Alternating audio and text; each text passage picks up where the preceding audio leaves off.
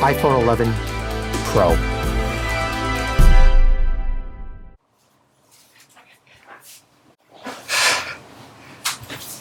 Long time since I made a tech video.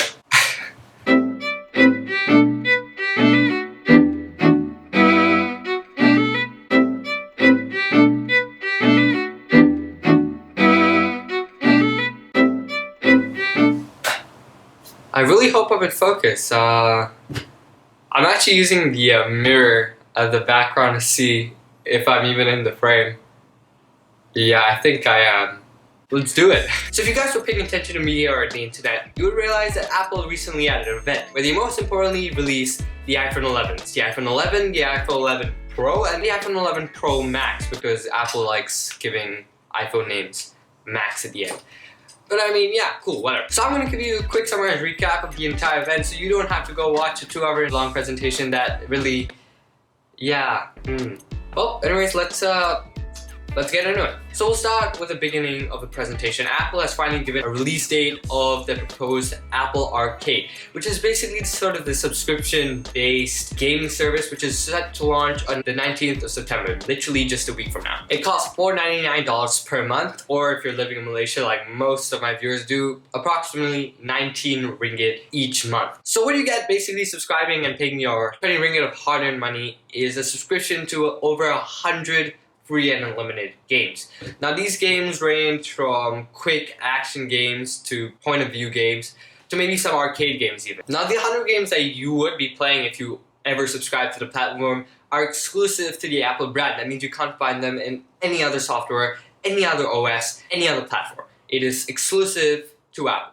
So the games can jump all the way from iPhone to iPad to Mac and Apple TV, meaning they're all playable on all your Apple devices. Well, besides the Apple Watch, of course. But anyways, you can share the subscription with up to 5 family members based on the cloud. And of course, no ads, no additional purchases, and of course, offline games are available too. Yeah, I think that kind of summarizes Apple Arcade really quickly. Next, let's move on to Apple TV Plus. Now, all of us know Netflix or Hulu or whatever other site or streaming device you may have. Well, anyways, Apple TV Plus has released its own streaming device. It's set to release on November 1st in over 100 countries. And the subscription cost, just $5 a month, or 20-something ringgit if you're living in Malaysia, of course. So right before we go into the content of the streaming service, Apple also said that if you buy any device from this point onwards from Apple, you'll get a 1-year free subscription to Apple TV Plus when, of course, it comes out. Now, the TV shows you'll be watching on Apple TV Plus are Apple originals. Similar to Arcade Plus, they are only exclusive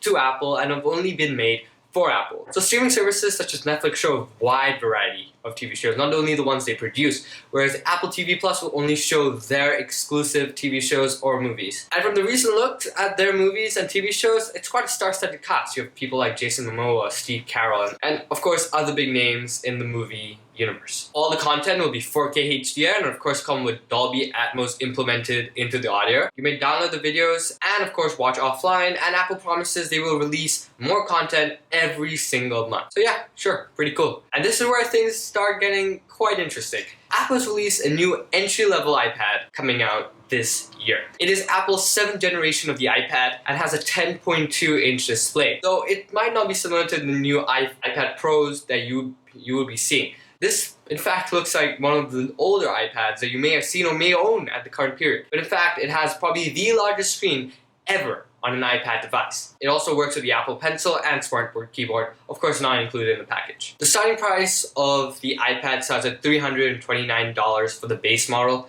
or 1,449 ring. And Apple is sort of branding it like the replacement to a computer. In its keyword or otherwise presentation, it compared it to the highest selling computer in the USA, saying that it had nearly 3 times more pixel density and worked 2 times faster than that very computer. They didn't specify brands, but from the picture they suggested, it's a HP. Maybe they're right, maybe they're wrong when comparing it to such a device, but let's just focus on the iPad in general. The iPad is actually fantastic this year. And with the release of iPad OS coming in a keynote much more early in the year, we have now deduced that iPad, it doesn't use iOS anymore, but instead iPad OS, which is in this entirely different new OS designed specifically for iPad, possibly making the iPad the most powerful device, other than of course an iMac or a laptop, in the Apple lineup. The device has an A10 Fusion chip, and according to Apple, you can pair this with a DualShock 4 controller or an MFI game controller with your iPad to create probably the best gaming experience on a portable device. Yeah, the iPad weighs 483 grams, which is relatively light for such a powerful and big device. Apple says it has all-day battery and connects to Wi-Fi 6 and of course LTE cellular if you pay a bit extra. And yeah, I think that really covers the new iPad. Now let's move on to the Apple Watch Series 5. And this was probably one of the most interesting parts of the presentation. The videos are absolutely splendid. And I actually recommend all of you to go watch the Apple keynote right now. I will leave a link in the description to go to Apple's channel and check that right now. They've left the last section so you can fast forward to the Apple Watch section. I recommend all of you to go watch that right now. It's actually really nice and the video is especially really fun. But anyways, let's go back to the Apple Watch. The new thing with the Apple Watch Series 5 is that it has an always on display. The older models switched off the moment you turn your watch down. The Apple Series 5, not so much. In fact, it dims the brightness. This means that you don't have to raise your watch to see a time or maybe any other menu you may have opened before you close the watch. Now, Apple says that even though this occurs, you will still have the all-day battery, which lasts for 18 hours. Apple says they do this with a new technology which enables the refresh rate to be 1 Hz, which is extremely slow. What's also new is all models get a built-in compass, which is really cool if you're trying to navigate in forests. But in terms of design, Apple has released a ceramic or titanium body, which is really cool. They've also partnered with Hermès to make some really designer variations of the watch, which are actually beautiful when you look at it. So the Apple Watch you can order online right now, but it'll only deliver by September 20th earliest. And it starts at $399, going up to $499 when you buy the cellular connectivity. With cellular connectivity, you can make international calls, which Apple Watches couldn't do before. And Apple promises they will still be producing the Apple Watch Series 3, which will drop from its original price all the way to $199, which is a huge knockoff in the price. So if you're looking for an Apple Watch but really don't want to spend, I recommend looking at the Apple Watch Series 3. It's still a fantastic watch. And okay, this is what you've been waiting for. The iPhone 11. If you have trypophobia, I think that's how you pronounce it. Yeah, this is quite scary. I mean, given some time, myself, I got kind of used to it. But anyways, let's just go into the details of it. Let's start with the iPhone 11 first. Just like the current iPhone XR, the iPhone 11 will have 6-point-inch display, with the same notch design at the top of its previous predecessor. The iPhone 11 will also have a dual-lens rear camera with wide and ultra-wide angles, plus a high-resolution front camera at 12 megapixels with support for slow-mo and 4K video, which is epic. Apple also answered back to Google Pixel's night mode with their own night mode, and to be honest, from the presentation, it's fantastic. I have not really seen any real-life uses yet or real-life experiments, but from the presentation, we can deduce that this night mode is absolutely amazing. From the photos they showed, the brightness of the photos now are incredible. The chip is the A13, which Apple brands as the most fastest chip they have ever developed.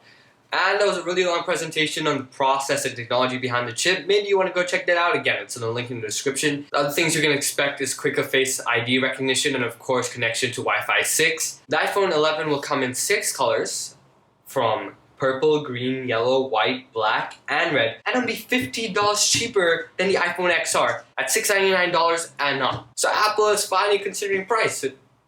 Good job, Apple. Shipping is set to start on September the 20th. Now, to move on to the iPhone 11 Pro and the iPhone 11 Pro Max. Now, you may realize a slight change in the name here, besides the Max. Let's completely ignore that.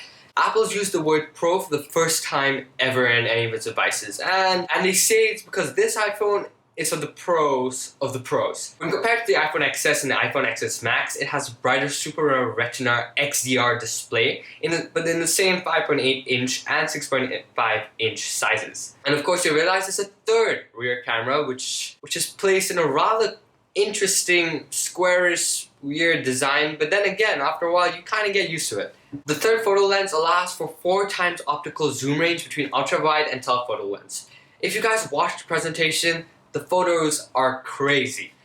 You can zoom in during a video casually, all the way from ultra wide to really close optical zoom in such smooth fashion. It is mind-blowing. Apple has done a crazy job with the camera so far, and of course it shoots in 4K. Battery life also surprisingly goes up by 4 hours compared to the iPhone XS and iPhone XS Max. But the most shocking thing about this entire thing is that Apple, let's come close. Apple includes a fast charger in the box. I want to read that again just to make sure. Finally, Apple decided to include a simple fast charger in the box instead of making customers pay an extra. What? An extra $50 or much more. For pieces of hardware that can make very much more sufficient. There's also a new matte finish compared to the usual glass in the iPhone XS and the iPhone XS Max.